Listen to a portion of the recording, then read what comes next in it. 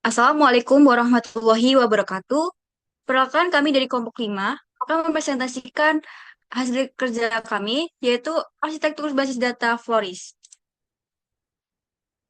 Database ini dirancang untuk mendukung proses bisnis toko bunga modern, mulai dari pengelolaan produk, pemasaran pelanggan, pembayaran, hingga proses pengiriman. Nah, untuk kelompok kami, sebelumnya perkenalkan nama saya Immanuel Aini dengan rekan saya Dina Septiani, Safina Naura Putri, dan Jahara Umu Abdillah. Selanjutnya kita akan masuk ke slide kedua.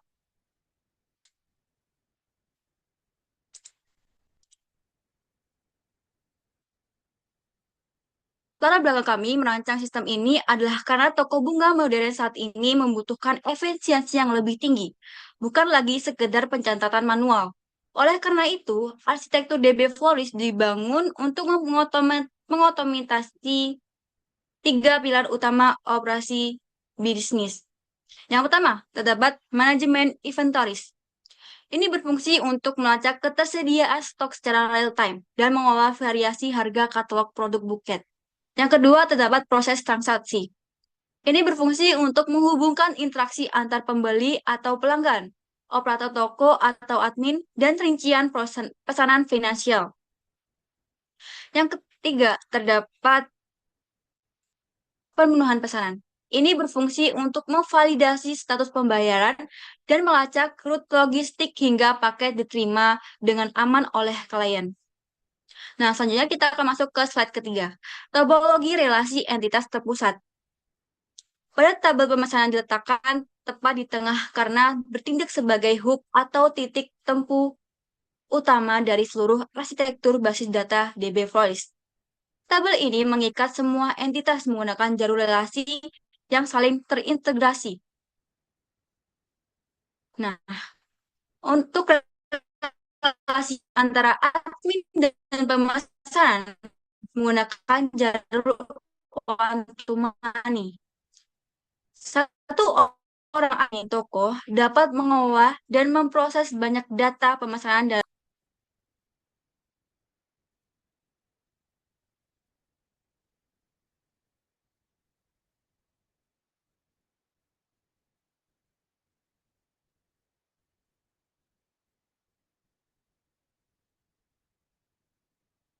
satu nota pemesanan spesifik hanya divalidasi oleh satu admin yang bertugas. Relasi antar pelanggan dengan pemesanan juga menggunakan jalur one to many. Artinya, satu pelanggan cukup mendaftarkan datanya satu kali, namun ia bisa melakukan banyak kali pemesanan atau repeat order di waktu yang berbeda. Relasi antara pemesanan dengan detail pesanan menggunakan jalur one to many.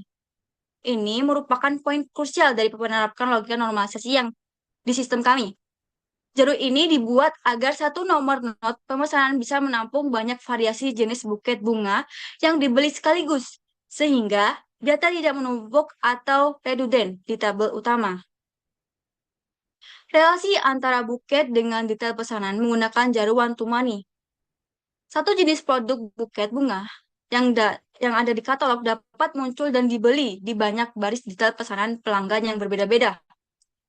Terakhir, terdapat relasi pemesanan menuju pembayaran dan pengirim terkait secara absolut. Hubungan ini memastikan bahwa satu nota transaksi pemesanan yang sah hanya akan memiliki satu rekaman data pembayaran dan satu rute logistik pengiriman barang. Hal ini sangat penting untuk menjamin presisi keuangan dan keamanan pelacakan kurir agar tidak terjadi kesalahan operasional. Nah, selanjutnya akan dijelaskan oleh rekan saya. Oke, pada slide ini tuh kita dibagi menjadi dua kategori. Yang pertama adalah master data atau fondasis data dan transaksional data atau jejak dinamis. Nah, untuk master data, yaitu dia tuh data yang relatif, tetap, dan menjadi referensi utama sistem. Master data terdiri dari tabel admin, pelanggan, dan buket. Lalu untuk transaksional data, dia tuh data yang terus berubah sesuai aktivitas bisnis. Data transaksi terdiri dari tabel pemesanan, detail pesanan, pembayaran, dan pengiriman. Pemisahan ini mempermudah pengolah data dan meningkatkan efisiensi sistem. Profil entitas aktor. Nah, di sini tuh ada dua aktor utama dalam sistem. Yang pertama adalah pelanggan, Yang kedua adalah admin. Nah, pelanggan itu memiliki data seperti ID pelanggan, nama alamat, dan email. Lalu ada admin. Nah, yang bertugas mengolah sistem dan memiliki data berupa ID admin, nama admin, username, dan password. Pemisahan pemisahan data aktor ini penting untuk menjaga keamanan serta membedakan hak akses antara pengguna dan pengolah sistem. Buat nempel itu tren itu kan ini kan sponsor kan. Padahal harusnya oke ini kan tertutup itu Selanjutnya, ya pacarnya bisa takut kok. Oke, selanjutnya katalog inventaris produk. Pada slide ini menampilkan contoh data produk yang tersimpan pada tabel buket. Terdapat beberapa jenis buket seperti buket mawar, buket lili, dan buket campuran. Setiap produk itu memiliki informasi jenis bunga, harga, dan jumlah stok. Dalam perancangan database, harga menggunakan tipe data desimal agar nilai keuangan lebih akurat. Sedangkan Jangan bilang gini nih, bayar baju. sedangkan stok Misal mereka suka ngeluar nih, bayar baju sama bayar makan kayak gitu misalkan. Orang keberatan. Atau Sedangkan stok menggunakan tipe data integer untuk memudahkan perhitungan jumlah barang yang tersedia. beli PDH. Lanjut ke engine transaksi dan logika normalisasi. Pada slide ini dijelaskan bagaimana proses normalisasi diterapkan dalam database. Data pesanan disimpan pada tabel pemesanan, sedangkan rincian produk itu disimpan terpisah pada tabel detail pesanan. Pemisahan ini bertujuan untuk menghindari duplikasi data dan menjaga konsistensi informasi.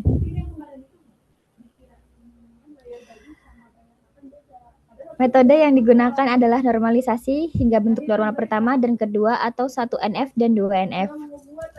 Dengan demikian, database menjadi lebih efisien, mudah diperbarui, dan mengurangi resiko kesalahan data. Selanjutnya akan dijelaskan oleh Syafina. Yang proper, yang serius, karena itu aja meeting. Setelah ini ada pemenuhan order, finalisasi, dan logistik. Alur setelah pelanggan melakukan pemesanan, ini adalah tahap pertama itu validasi finansial melalui tabel pembayaran. Sistem mencatat tanggal pembayaran, metode pembayaran, dan status pembayaran. Setelah pembayaran dinyatakan lunas, proses berlanjut ke tahap logistik. Pada tahap ini, sistem mencatat tanggal pengiriman, kurir yang bertugas, tujuan pengiriman, serta status perjalanan pesanan. Dengan alur ini, setiap pesanan dapat dipantau mulai dari pembayaran hingga sampai ke pelanggan. Lalu di sini ada perjalanan data studi kasus pemesanan aktif. Di slide ini ditampilkan contoh perjalanan data dalam sistem. Proses dimulai ketika pelanggan memilih produk buket yang tersedia, kemudian admin menerima dan memproses pemesanan. Data transaksi dicatat ke dalam tabel pemesanan dan detail pesanan. Selanjutnya, pelanggan melakukan pembayaran serta yang tercatat pada tabel pembayaran.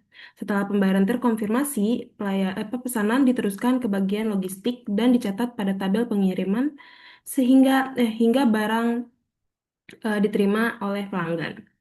Alur ini menunjukkan bagaimana seluruh tabel saling terhubung dalam mendukung proses bisnis si Floris. Lalu di sini ada kesimpulan. Sebagai kesimpulan, database DB Floris dirancang untuk mendukung proses bisnis Floris secara integrasi. Perancangan ini menggunakan relasi Fortune Key untuk menjaga integritas data. Struktur database telah dinormalisasi sehingga lebih efisien dan mudah dikembangkan. Selain itu, penggunaan tipe data yang sesuai membantu meningkatkan akurasi pencatatan transaksi dan stok produk.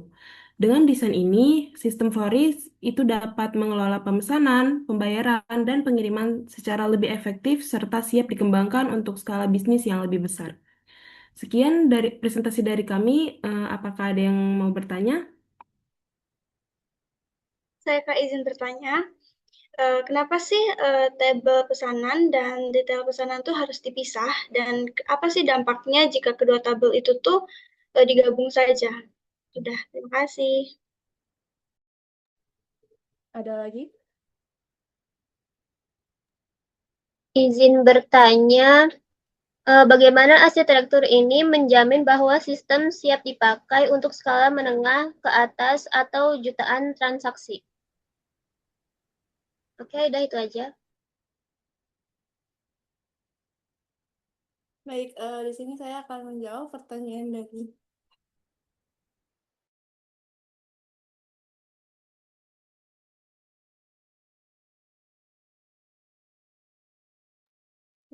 dari itu ya, dari Dea terlebih dahulu. Nah, pemisahan ini adalah penerapan dari normalisasi basis data 1NF atau 2NF jika digabung menjadi satu tabel. Maka setiap kali pelanggan membeli lebih dari satu jenis buket, dalam satu transaksi, data seperti nama pelanggan, tanggal pemesanan, dan ID admin akan terulis berulang-ulang atau dia akan menjadi redundasi data. Dengan memisahkannya menjadi jalur one to many, kita cukup mencatat header transaksi satu kali di tabel pemesanan. Sedangkan variasi produknya tercatat rapi di tabel detail pemesanan.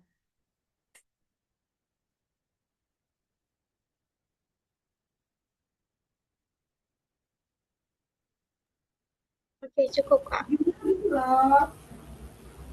Oke, di sini saya akan menjawab pertanyaan dari Syafa terkait bagaimana tipe data dan skala terkait bagaimana si arsitektur ini menjamin bahwa sistem siap dipakai untuk skala menengah ke atas atau jutaan transaksi. Jadi dari segi standar teknis, kami menggunakan tipe data integer yang dilengkapi fungsi auto increment untuk seluruh primary key transaksional. Jadi hal ini menjamin skalabilitas karena tabel kami mampu menampung hingga miliaran rekaman data tanpa perlu mengubah struktur arsitektur dasar basis datanya. Selain itu, akurasi keuangan kami dikunci menggunakan tipe data desimal. Gimana, Syafa? Oke, sudah cukup. Oke.